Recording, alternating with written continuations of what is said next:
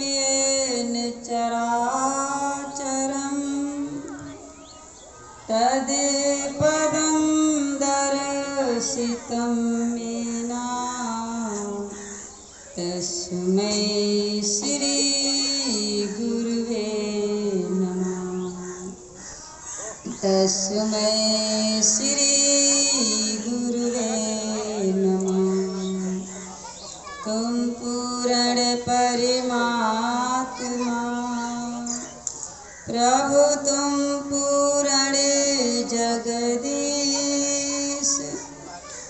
आदि पुरुष श्री सतगुरु हरि तुम्हि नवाऊं शीश। प्रभु तुम्हि नवाऊं शीश। दुर्गे दुर्मति दूरी करो, मंगल करो सब काज। मन मंदिर उज्जवल करो, कृपा करी के आज। माँ कृपा करी के आज। प्रेम से बोले श्री सतगुरुदेव महाराज की जयकारा में तो ऐसे लग रहा जैसे एक हफ्ते से खाने नहीं खाए। क्यों? अभी तो कोई व्रत का कार्यक्रम तो नहीं चल रहा, कि चल रहा? तो कम से कम जयकारा जोर से और प्रेम के साथ लगाएंगे। ऐसे पवित्र प्रांगण में बैठे हुए हैं और काफी देर से सत्संग भजनों का आनंद भी लिया। तो सत्संग से क्या है कि हमें एक ऊर्जा मिलती है, और ऊर्जा का काम क्या है? हमारी आवाज को बढ़ाना, ताकत को। तो इतनी देर से आप लोग सुन रहे थे तो ताकत तो कुछ दिख नहीं रही बढ़ी हुई। क्यों? तो क्योंकि जब बैटरी को चार्ज में लगाते हैं तो दो ही कारण होते हैं डिस्चार्ज के, या तो लाइट नहीं और या फिर हमारा स्विच ऑन नहीं। तो क्या बात है बोलो? तो कम से कम यहाँ पर अपने घर के काम छोड़ करके आए, और यहाँ आने के बाद भी अगर हम कुछ ले नहीं गए तो लोग कहेंगे कहाँ गए थे सत्संग में, क्या सुना? तो पल्ला झाड़ के। क्यों? पल्ला झाड़ के तो जाना होगा। तो यदि कुछ पाना है तो पाने के लिए कहते नहीं, किसी चीज में सामान डालना है तो उस पात्र को खाली करना पड़ता है। तो ऐसे ही अगर हमारा मन अनेक प्रकार के चिंतनों से भरा हुआ है तो जयकारा का काम क्या होता है? खाली कर देता है, और तभी जाकर के हम इसके अंदर कुछ डाल सकते हैं। तो सभी लोग जोर से और प्रेम के साथ जयकारा लगाएंगे। बोलिए श्री आनंद कंद भगवान की जय। पवन सुत हनुमान की जय। हरि रामचंद्र की जय। दिव्य महान पुरुषों की जय। दरबार की जय। अब लगा है कि कुछ चार्जिंग जो है आप लोगों के अंदर आई है।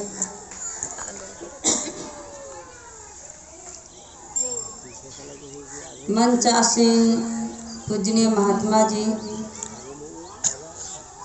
आदरणीय प्रेमी सज्जनों, भक्तिमती प्यारी माताओं बहनों, हम सभी लोग श्री गुरु महाराज जी की कृपा से आज अमाना गांव में और हनुमान जी के छत्र छाया में बैठे हुए हैं और साथ ही साथ भगवान के उस नाम का गुणगान सुन रहे हैं, तो ये हम सभी लोगों का बड़ा ही परम सौभाग्य है जो हमें जीवन में सत्संग और हरि चर्चा सुनने का एक अवसर प्राप्त होता है।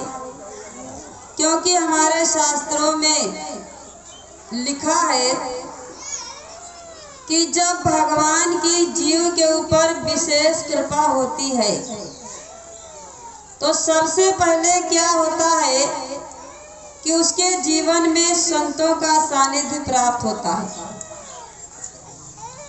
और यही बात भगवान शिव जी माता पार्वती जी को भी समझाया।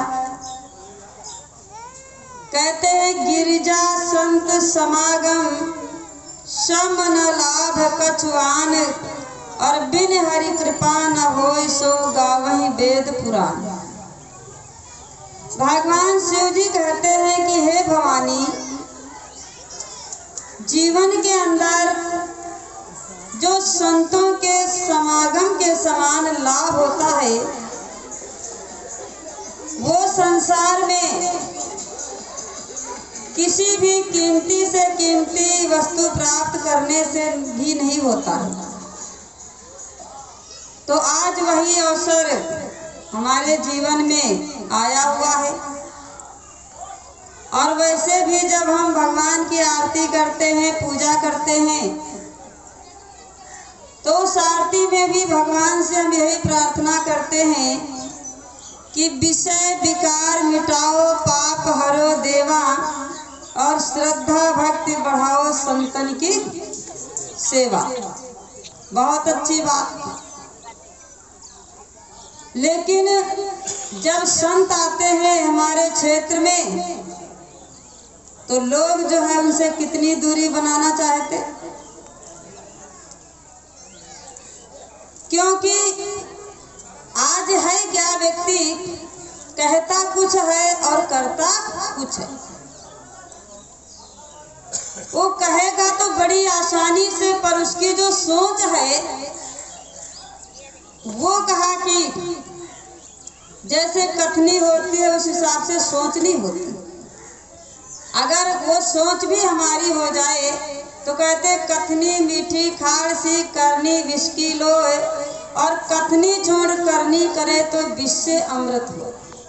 कि जो हम भगवान के चरणों में प्रार्थना करते हैं अगर वही हमारी सोच हो जाए तो कहते विष भी अमृत हो जाता है। तो सबसे पहले जीवन में क्या बदलना है, अपनी सोच को।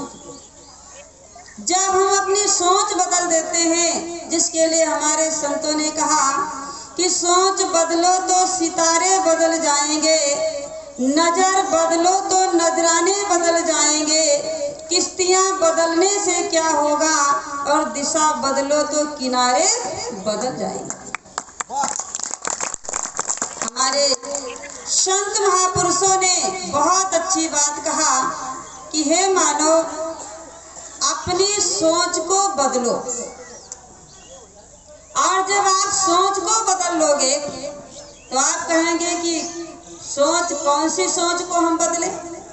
तो आज के जो आधुनिक युग में मनुष्य की सोच है, और उसकी सोच क्या है कि अपने जीवन में खाओ कमाओ मौज उड़ाओ, यही जीवन का लक्ष्य है और यहीं तक आज वो सीमित है।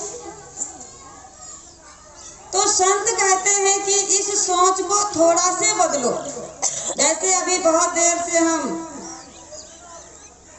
हनुमान जी के इतिहास को सुन रहे हैं और सामने देख भी रहे हैं कि बहुत बड़ी प्रतिमा भी है, पूजा भी हम कर रहे हैं, चालीसा भी हम पढ़ रहे हैं, हनुमान चालीसा।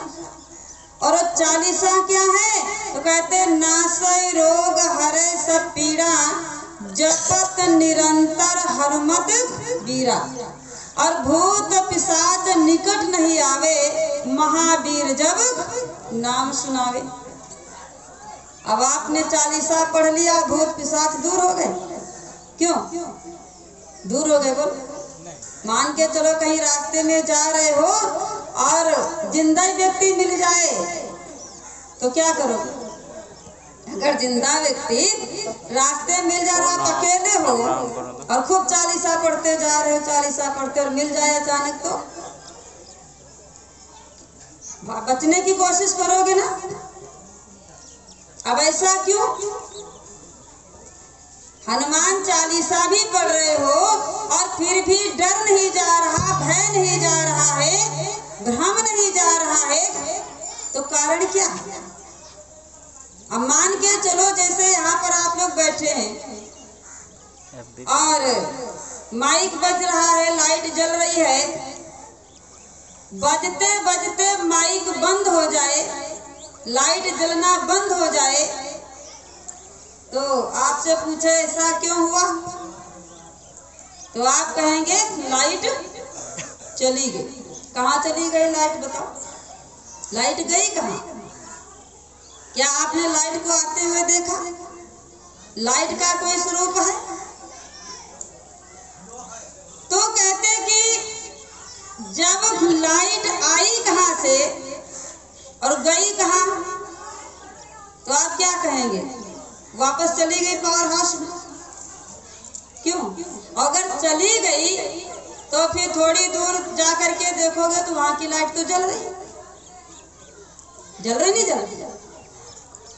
तो यदि उसकी हम सच्चाई को जाने तो क्या कहेंगे? पावर हाउस से लाइट सप्लाई हो रही है, लेकिन हमारे इधर का जो लाइन है, जैसे नहीं कहते क्षेत्र बाई क्षेत्र देते हैं, तो कभी यहाँ की काट देंगे तो थोड़ी दूरी से जो होगा कनेक्शन वहाँ का देंगे। क्या करें?